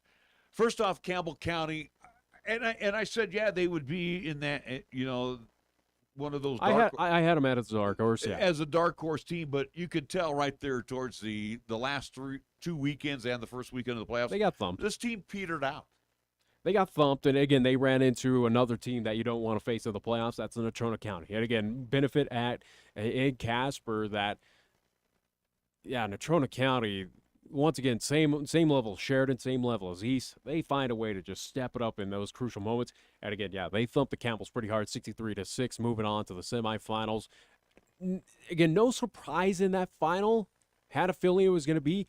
But again, 63 points by the Mustangs, that kind of steps and pause to me that I respect. That was a message game. I respect what the Mustangs have, and again, the talent that they do, even though, again, their same level of thought process of Thunder Basin with me, where, again, I think East should win against Natrona County, but I didn't anticipate that the Camels were going to struggle that bad, that Mustangs were going to take advantage as they did. 63 points against the Camels. And again, what was a 3 versus 6 matchup? That's surprising to me. Aside from the loss against Sheridan, the Mustangs have been steamrolling teams. They've been boat racing teams. So, again, that was a message game. Now, whether East gets that message or not, that remains to be seen. Now, this is a matchup coming up in the semifinals. Again, this benefit as well, too, in town, or Okie Blanchard, East being the 2 seed, so they get the host of Natrona County. But, again, going back to my playing days, this is a rivalry game outside, again, the normal of South and Central for East. This is a historic rivalry game, especially here in the 2000s. How many times have these two met up here in the semifinals, and it comes down to the wire? Again, I think back to, my sophomore year. Again, that game was at Casper, and it came down to us kicking a field goal, for at least us being Cheyenne East, kicking a field goal and advancing on, which, again, at least in that state title game, matching up with Cheyenne Central. So, I anticipate this Friday night's contest, again, here in town, this is going to be a bloodbath. This is going to be something that comes down to the wire. And you got to stop their quarterback. I mean, that again. Which, again, they can. Central, as we saw in the regular season, was able to an extent, especially in the second half. And this is going to be the key factor in this contest as well, where East in the first half on the defense struggled mightily against Rock Springs. They were running roughshod, and that's where, again, we had that kind of pause, me and RJ at that contest going, whoa, what's going on here? Rock Springs making this a little bit closer than it is.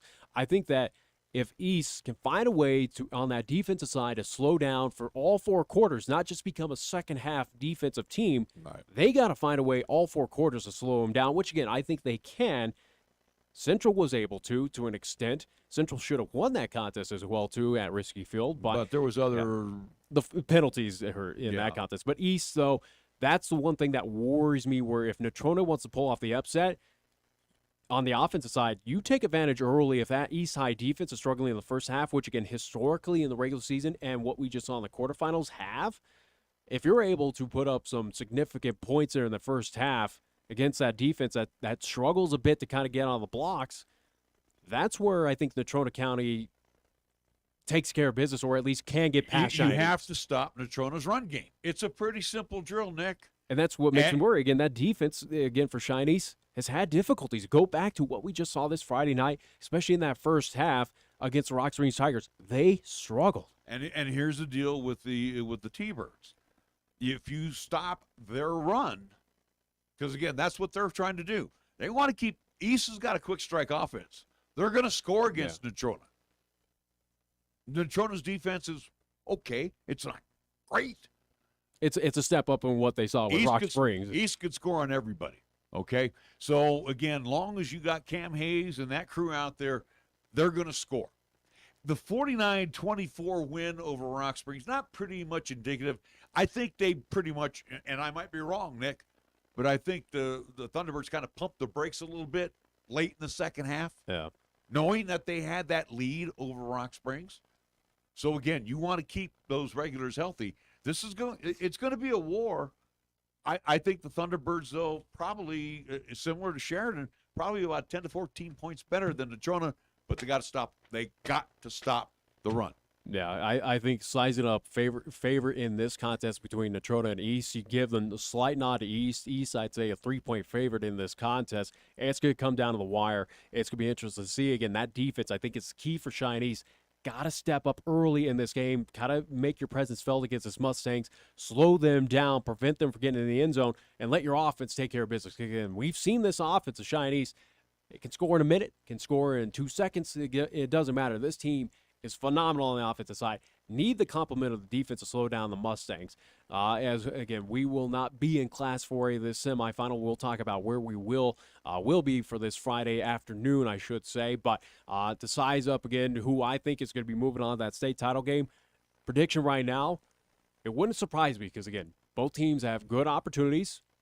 East Central for the state championship. If I'm going to make I think prediction, I think both teams have a great shot, at least a good opportunity to meet one another over in Laramie for a state title. I probably going to tip my cap to you and say, yeah, I would love to see Central, and I don't think it's so much of an upset, but winning at Sheridan is like I said, Central, you go back to week 0 again, as much as that was a long time ago. But I'm just saying, again, we look at Central on the road, lost by a field goal. They were in that game. They found a way to slow down that Sheridan team where, again, it was about 20 points on the board, 17-20. I do believe it was that final in week 0. They've proven to themselves earlier in the season that they can't slow down that team. Hopefully they can do it again here in the semifinals. But, again, prediction, at least for me, again, who moves on in Class 4A, give me East, give me Central for the state title over in Laramie coming up on at least next Saturday there from the War. I think that's a good probability. Yeah, I think it's a very good question that you pose, that the Indians can move on to the championship game. But I'm also going to say this, too. You are throwing week 0 at me. Don't throw week 0 at me. Everything. I think Coach Apodaca and his staff are going to look back to the film of week 0. I think the Indians actually are better than week 0, but I also see Sheridan, they've gotten stronger throughout the course of the year as well, too. So you're going to have a couple of Rams basically butting heads. And again, I go back to the 3 things. Penalties, turnovers, special teams, those are the key for the Indians. They got to penalties cut are back those penalties. Penalties are the biggest thing. That has been the killer. Killers. Yeah, that has been the biggest killer for the Indians this year. So if they can clean that up, absolutely. But like I said, I think Coach Apodaca going to look at some film from week 0, see what they did right against the Sheridan Bronx, which again they did a lot right, and again lost only by a field goal. So again, I think the benefit of playing them early in the season, week 0, seeing what they can do, I think helps them a bit here. And again, I think Central East could move on, and again, face each other in that state title game. Real quick, before we take the break here, just looking at Class 3A, and again, since we don't really have a horse in the race in this 3A went pretty much Hoyle, yeah. Yeah, Cody, they're the team to beat. The Bronx. I don't think anyone's beating them. Yeah, they punished Worland 63-14. Buffalo, the Bison over Jackson Hole 21-10. No, not going to happen at Cody. Star Valley, the Braves beat Lander 41-17, and the Douglas Bearcats over at Powell. That one kind of plain and simple. I think shocked me a little plain bit. and simple in Class 3A of who's going to match up against each other. And again, it's the premier matchup. Cody and Star Valley. Where Cody, I think is going to be Douglas. I think Douglas. No, Star Valley, I think, is a better team. They've proven it, and I think that again the benefit. Granted, Star Valley does have to go to Douglas, but I think they can get it done. I think it's Cody Star Valley for the state title, and I'll make that early prediction right now. I think Cody's running the table. They are the best team. I agree with you. Star Valley is going to make that long haul to Douglas. Not going to happen. 2A. and then we'll finish up with the 1A 9-man after the break. 2A Bronx put up a great effort against the Lyman Eagles. The issue with the Bronx on the road, again, that game at Lyman for the Burns Bronx is Lyman got the early lead. Bronx had a fight in the kind of tail end in that second half, clawed their way back into that contest, and again, only lost by 3 points. It was just a too big early lead by Lyman. Burns just had to at least climb back from it. Had a good opportunity, but unfortunately for the Burns Bronx, again, did get bounced out. Speaking of the Burns Bronx as well, too, again, did at least reach out to head coach Travis Romso to join us on the program. Unfortunately, he won't join us here today. Instead, will join us next week to recap the season. But, again, a successful season. Yeah, again, congrats to Travis Romso, again, getting this team back into the playoffs, having a very close quarterfinal game. Again, being on the road, Burns was the 3 seed out of the Eastern Conference, 2 seed West for the Lyman Eagles. But give credit, again, Burns gave it all the season, had a good fight. Had a close contest, again, 3 points away, or at least 4 points, I should say, away from, again, moving on to that semifinal. Well, the Bighorn Rams game, that one shocked me with Mountain View. And again, Mountain View is not a bad outfit, but I think Bighorn pretty much overlooked Mountain View and almost found themselves on the outside looking in. Do they take it out on the Lyman Eagles this weekend? Absolutely. Yeah. Absolutely. That game at Bighorn, without a doubt. Let's see, Cokeville shut out Tongue River. Surprising that one. Again, really. Tongue River, again, the Panthers. We talk about Tongue River, how good they were, especially on this eastern side. That is a surprise, where, if anything, these scores tell me that the West is really good. Cokeville's been playing good football this season, and then Lovell beat the Dogies of Newcastle, which that did not shock me as well. Matter of fact, punished them 47-14. Should be Lovell over Cokeville. Should be Lovell and Bighorn for that championship. Again, we could be wrong. Let's take a quick break. 1A 9-man. That's what we are going to focus on, Nick and myself, for this Friday afternoon. So we'll be back with more of the Pro Show right here on 1480 K-Ray. It's Lee at Absolute Flooring. Are you planning on new flooring soon but are hesitating due to the latest financial news? Let Absolute Flooring help you out. With a great selection of all types of flooring and a large array of styles and colors, plus our commitment to make your purchase the most affordable, it's time to stop in at Absolute Flooring.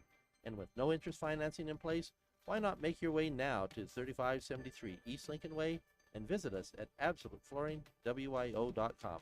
Remember, it's always your home, your floor, your store. Absolutely.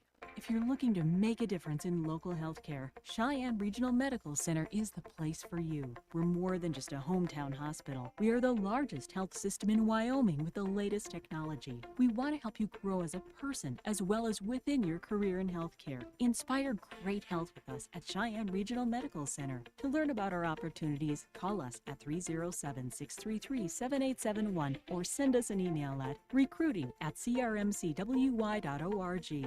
For almost 60 years, 1480 K-Ray has been Cheyenne's home for good times and great oldies. Add to that live play-by-play sports featuring high school football and basketball, along with LCCC men's and women's basketball. Now combo that with KYOY FM, and you have Cheyenne and the area's only locally owned AM and FM radio stations. But we don't stop there. We also have 2 FM translators which serve the area with programming from both K-Ray and KYOY. And that equals a lot of bang for your advertising dollar. Radio yesterday and now today, along with our websites, web streams, and digital ventures, makes us your one-stop shop. For more information, please call Larry Proietti at 307-637-0301. What's in a Kia? I'm AJ Miller here for Kia of Cheyenne. We'll be glad to show you all the value you get for the money with a new Kia.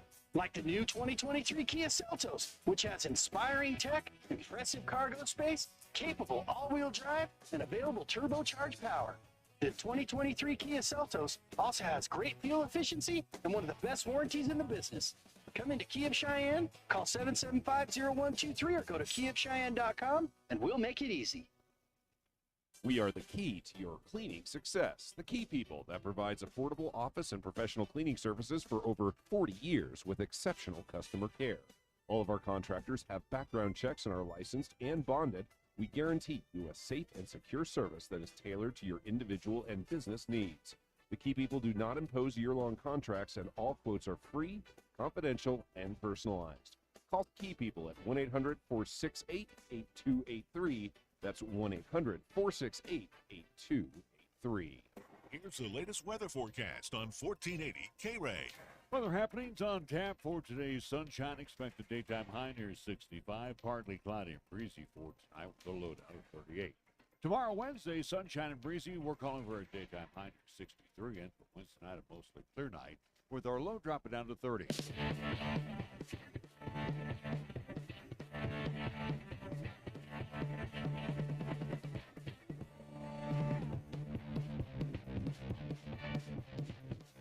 One a nine-man football where we will be at, and again, Nick, it almost works out perfectly on our scheduling thus far. And people say, why aren't you covering Central? Why aren't you covering East? Well, we had East last weekend.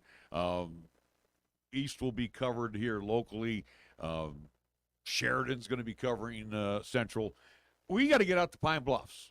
The Hornets are not going to be covered. And matter of fact, last year when they took on Rocky Mountain, we were there to cover it. No one else was, as I recall, right? No one was there to cover at least that semifinal from last season, which, again, this is a rematch from last year as well, where Rocky Mountain, who was the powerhouse in Class 1A 9-man, took care of business against the Pine Bluffs Hornets 30-24. Again, that game was at Rocky Mountain. The change here is that for the Pine Bluffs Hornets, again, they're hosting Rocky Mountain, again, being that 1 seed out of the East. Rocky Mountain coming in as a 2 seed out of the West.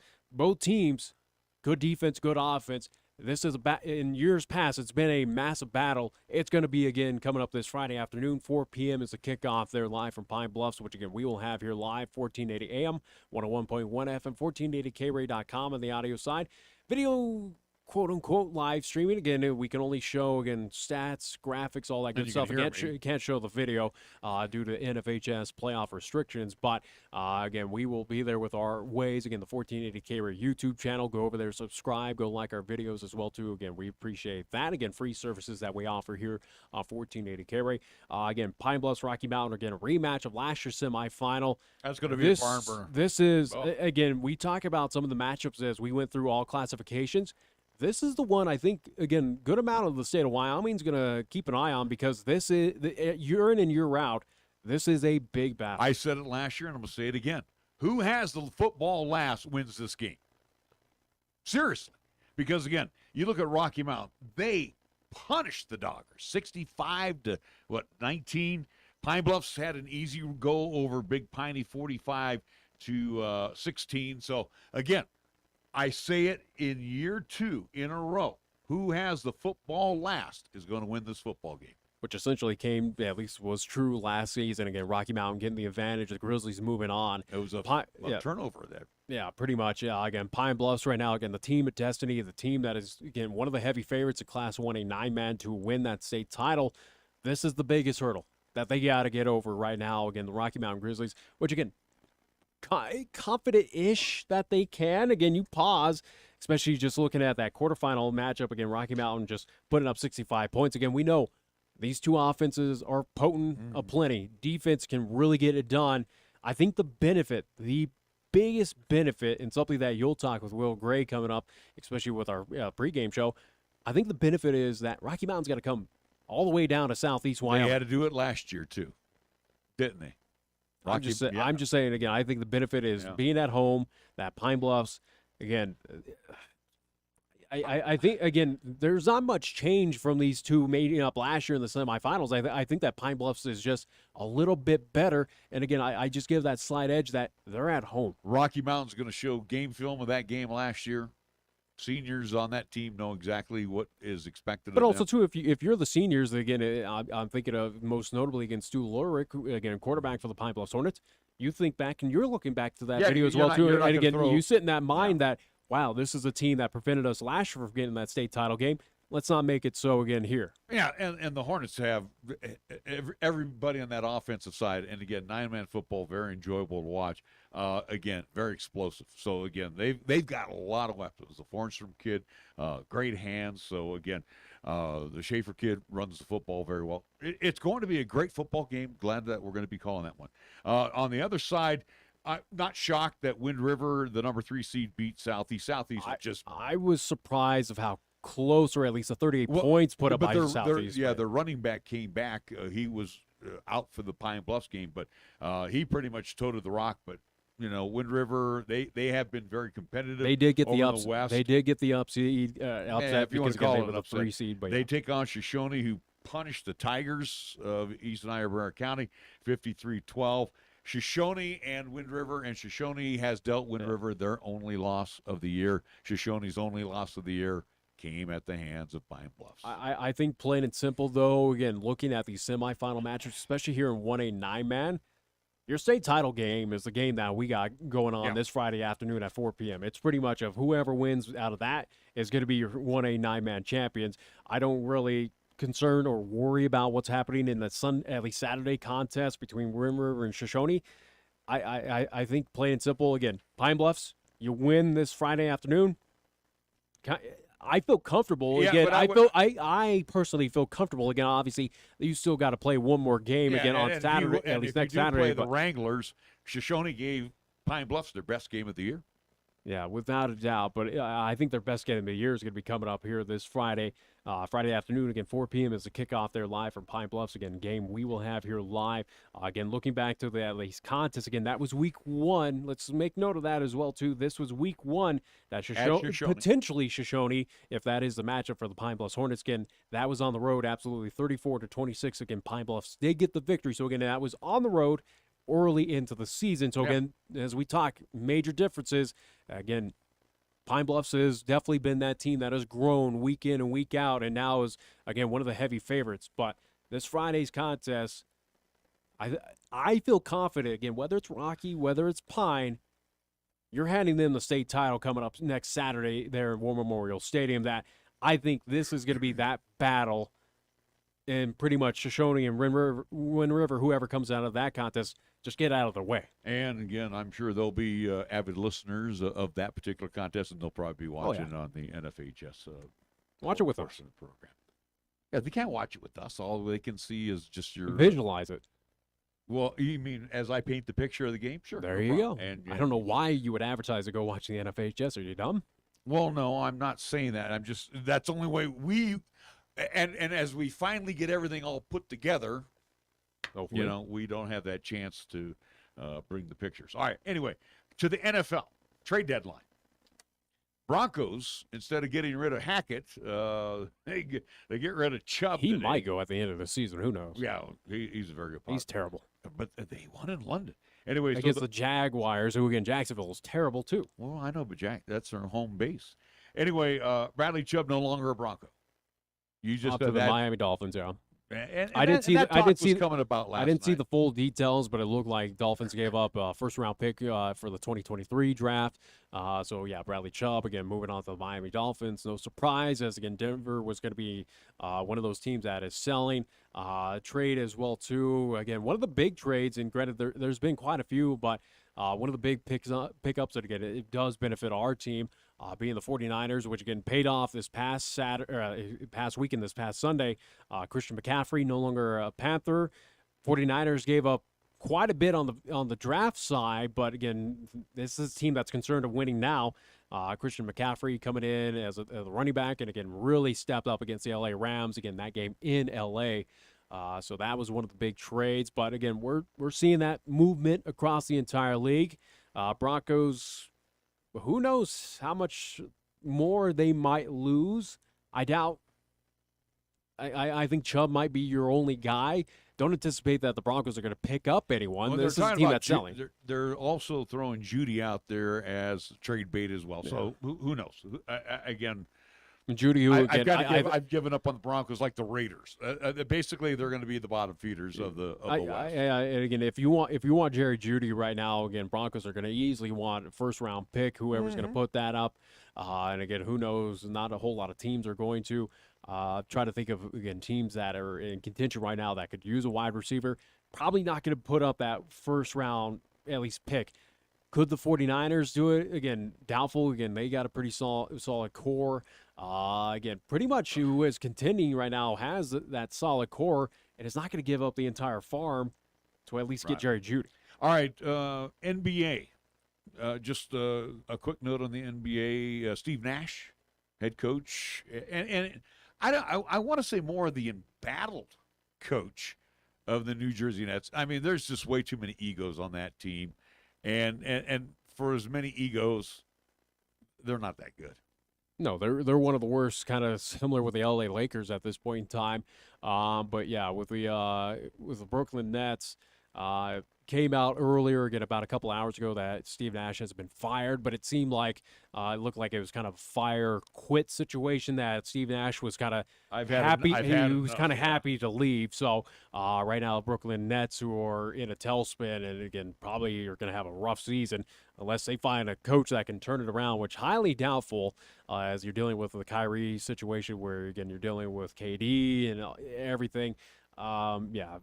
No surprise that this happened. It is what it is.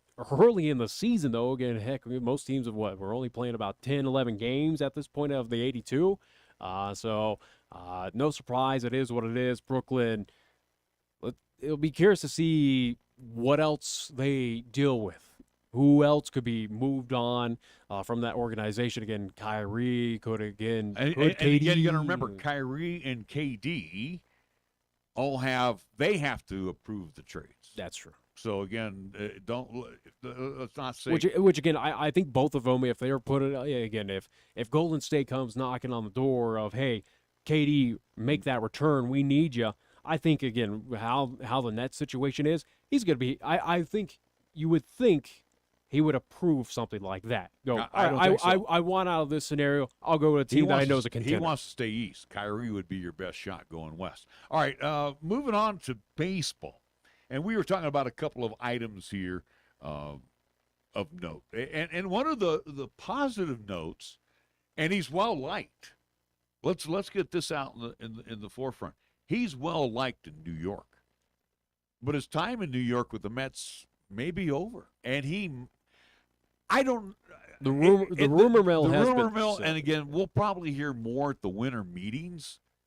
Plain and simple, I think this offseason for Major League Baseball is going to be very intriguing, very fun to watch, just to see all the movement, especially with some of the big names. Again, you mentioned with, again, out of the Mets, same with the Yankees, again, potential of them moving a few pieces out, moving a few pieces in. Again, out west, whether it's the Rockies, whether it's the Giants, Dodgers always, again, an entity. But again, going back to the Mets situation right now, rumor mill is that Brandon Nimmo has been contacted, or at least we'll just say the Rockies are interested in bringing the former Post 6 player back to the Rocky Mountain region, bringing him 100 miles closer to Cheyenne to play for the Rockies franchise, which again, I think would be huge. I think, granted, again, majority of people in this state already are Rocky fans, or at least they kind of split time Rockies and Mets, especially here in Cheyenne. Right. But, again, I think it would be a big benefit to have a local athlete part of that team. And again, Nimmo, give him credit, again, oft injured, and I think that's the only worry. He had a healthy season this year. Certainly did. And again, got very healthy on the offensive side, made some great defensive plays. Again, I personally think for the Rockies, it would be the smart move to go after Brendan. If Nimmo is going to come to the Rockies, then they're going to offer him a pile of money. But do you really want to leave a contender like the Mets for the – because, again, let's look at the Rockies. There is no future right now. Fans are bailing on the Rockies. Yeah.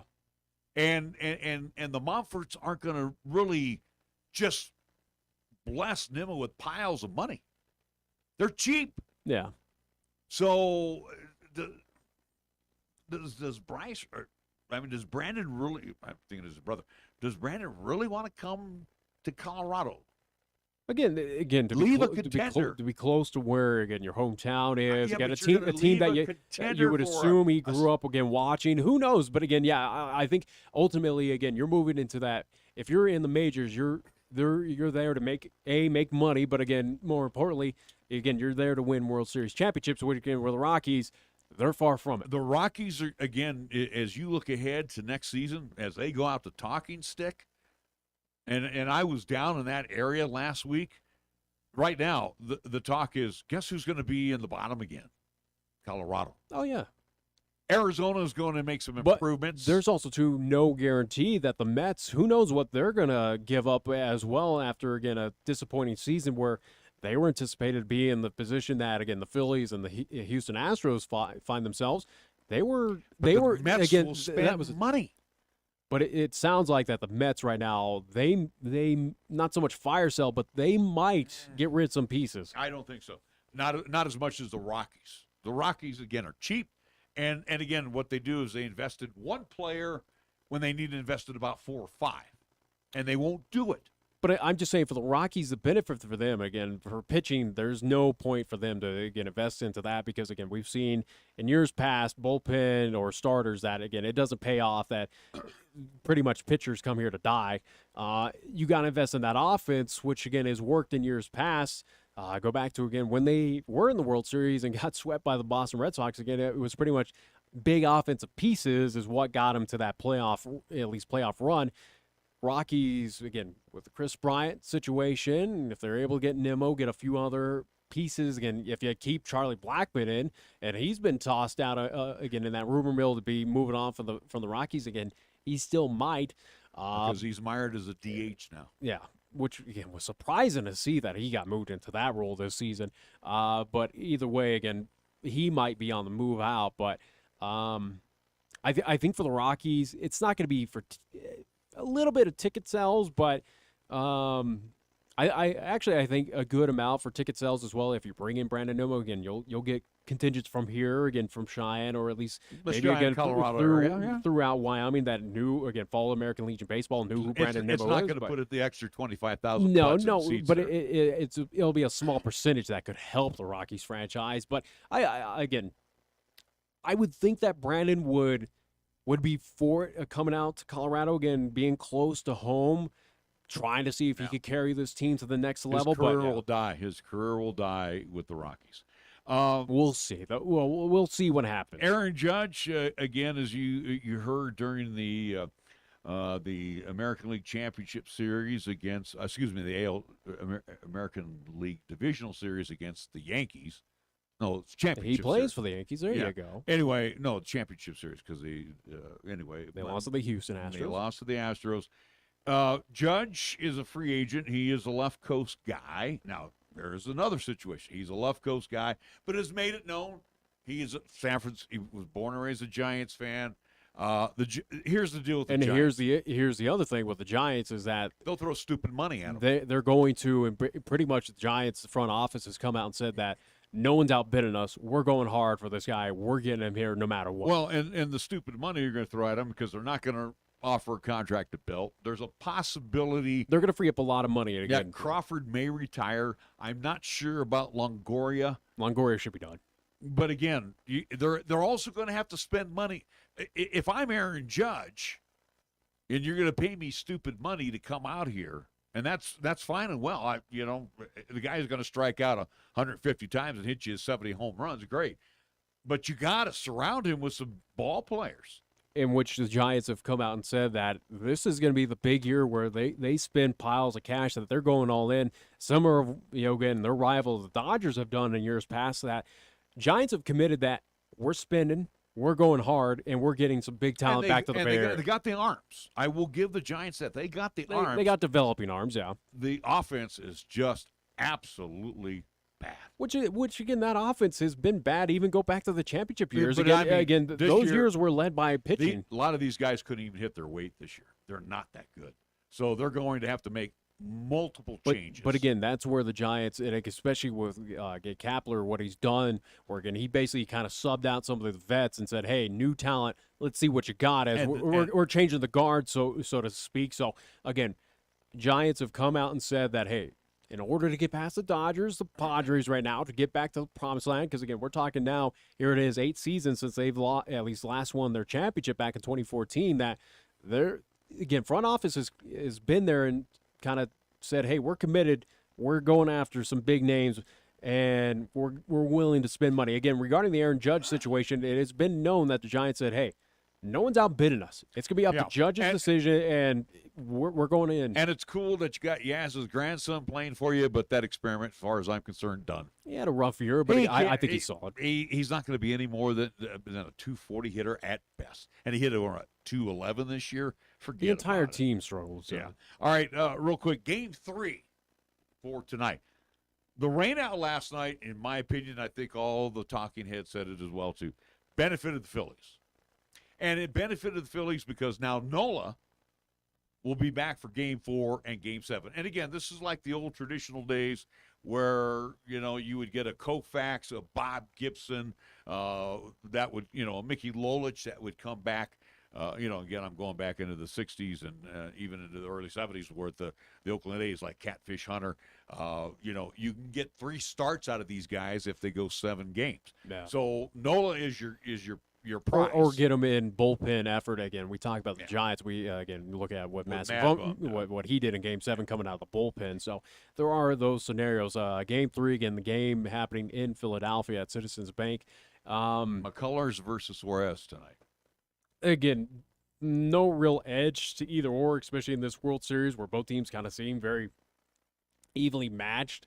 What you get for postseason play, I've kind of dipped off a little bit and kind of moved on to hockey at this point. See, in basketball. and that's interesting because the World Series had the best, believe it or not, the World Series had its best viewership in 3 years. Because there's new blood from the National League. Look back to the past 3 years as well, too, again, with COVID happening. We had the well. pandemic. You had nothing to do but watch TV. But my point is, Phillies are new blood, and they are to a certain degree. You got Bryce Harper. You do have some excitement how they got into the World Series. Philly, Houston's the team you love to hate.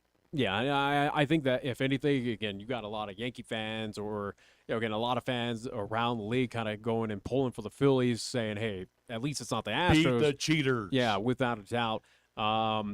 It's something that's, again, do you try and pull for Bryce Harper? Again, the guy who's trying to get his first title, again, had a shot with the Nationals when they won it without him. He's not really a likable guy. Again, surprising that this is, or at least not so surprising, I should say. Again, you said at least most watched in the past 3 years. Again, we look back to a couple of those World Series matchups. Again, not all that intriguing, and also too with the COVID year. No surprise there, but it's not really a beautiful matchup, or at least it's not. It wouldn't have been L.A. versus New York. Again, Dodgers versus Yankees. I think that would have drawn a lot more fans. This is kind of, two teams that were expected to be there. Phillies kind of came out of nowhere, but Phillies aren't really that team similar to the Chicago Cubs or years ago where you're pulling for them because it's been 100 years. Well, Phillies won it back in 2008, or at least 2009. The Phillies are a scrappy bunch. And again, they kind of give me that 1972-73 Oakland A's reminder. They're scrappy. They find ways to win. They do have some good pitching. Same with the Houston Astros. The Astros, to me, are very businesslike. They're not blue-collar workers anymore that bring a lunchbox to work. They've kind of got that tie, that white-collar look. They're good. I'm not going to take anything away from the Astros. But it's almost like we're expected to win. Let's go do it. Yeah, I think without a doubt, again, and that comes with how this franchise has been built for the past couple of years. Me personally, I would pull for, again, Dusty Baker, manager of the Houston Astros. I like again, Dusty. I love the Bregman kid. I really do. I love him at third base. You can't not like Altuve. Yeah, he's definitely a spark plug for that team, and who knows? Again, we talk off season. His name has been tossed out of potentially moving off of the Houston Astros. Houston might be a team that kind of moves a couple pieces here and there, too. We shall see. But like I said, matchup right now, again, I figured that this is going to be, in this World Series, knowing the matchup as it was, again, now it stands at one apiece. I pegged Houston to win this World Series. I'd be more happier if the Phillies won, albeit, again, I am wearing a Houston Astros jersey, but granted, I have the Phillies undershirt on. I don't really care who wins at this point, but I pull for the underdog, again, for the Philadelphia Phillies to get it done. Which, again, they can. I feel like this Phillies team, though, if they want to win, is going to rely heavily on that hot pad of Bryce Harper. You know, of all the baseball I got to play last week, and very fortunate to get to go play some baseball down in the Phoenix area, I don't want it to end. I want it to go 7 games. I don't care who Which wins. I think it could. I think this series has all the makings of 7 games. And like I said, I don't care who wins, but keep baseball playing into, the second week of November. Give credit, though, very quickly as you think about it right now. Again, Atlanta Braves last year winning it. Phillies right now on the brink of potentially winning another championship, bringing it back to Philadelphia. But especially in the National League, all this talk kind of heads out west, especially this season with the Padres, with the Dodgers, again, Giants and what they did last year. Again, Giants with their success, Dodgers with a couple, at least, again, winning their World Series, albeit, again, the fake one in the COVID year. But, again, give credit to the NL East that kind of just sits idly by, and we kind of talk of how bad they are, especially with Miami doesn't really help, being one of the worst teams. But how about the NL East finding a way, these teams, to, again, make it to that at least next level and potentially pick up a few championships? Again, it seems like that division is always kind of overlooked throughout baseball, that, again, all the eyes and ears are either AL East or NL West. So, interesting. Yep. Interesting. Well, even the AL West now also getting some mention. Seattle is kind of come out of that I think coma. I think the AL West gets the benefit of talk just due to the fact Houston. that, well, not so much Houston, but I think it's players, the big names that is out in the AL West, especially what Seattle did. But again, you look with the Angels right now, again with at least Ohtani, and then also too with Trout as well. Again, you got big names there. I think you got the superstars, but it's just not paying off. And if dividends. I'm not mistaken, when I was hearing it around Tempe Diablo, Angels being sold or in the process of being sold. So infuse some new life. Matter of fact, because I know at Tempe Diablo, that is their spring training home. There was even a weird. They're talking about revamping that entire stadium. This is also too rumor mill right now. Again, the sale process is going underway with the Angels, which also too has included a couple rumors of them moving out of that ballpark, which again has been there since the 50s, 60s. Oh, in SoCal, so, Anaheim. at least getting out of that, at least Angels Stadium, which again does show its age down there in Anaheim without a doubt. But also too the other rumor, the interesting one, and I don't think it's going to happen, but it was tossed out a couple weeks ago that Angels looking to be shipped off to Montreal. I don't think that's going to happen, but again, who knows with the ownership group?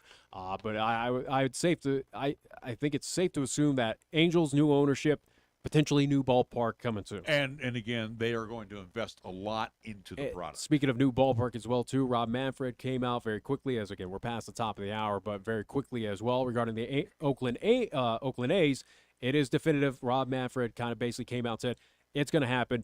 A's are going to Vegas, so anticipate that Oakland loses all their franchises, that the Oakland A's are going to Vegas. Vegas will get another franchise. And the way that the city has allowed that to turn into a toilet. Yeah. Good. I'm glad you're stuck with it now. But Rob, again, this is coming from Commissioner Rob Manfred, basically said, hey, A's going to Vegas. It's happening. There's no question about it. You got idiot leaders there in Oakland, and it goes all the way back to when Jerry Brown was the mayor of Oakland, who didn't give a damn about any of the sports franchises, to the current mayor. Guess what? But go live in that sewer now, because that's what it is. It's a sewer. But how crazy to think that, again, Raiders, Warriors, now the A's, that Oakland, no sports at all. Well, I always feel comfortable parking my car with, Razor. Yeah, that was surprising to see again around the Coliseum and in Oracle again, just the amount of barbed wire that's just around. Razor barbed wire. Yeah, I like that. All right, well, we got to wrap things up. I do want to remind you here before we leave, again, we will be on there about 3:20 or so coming up Friday from Pine Bluffs. It'll be the Hornets and Rocky Mountain in the semifinals, Class 1A 9-man. Also, before you go to bed Saturday night, again, we ask you to fall back 1 hour. We return to standard time Sunday morning at 2 a.m. For Nick Proietti, I'm Larry Proietti.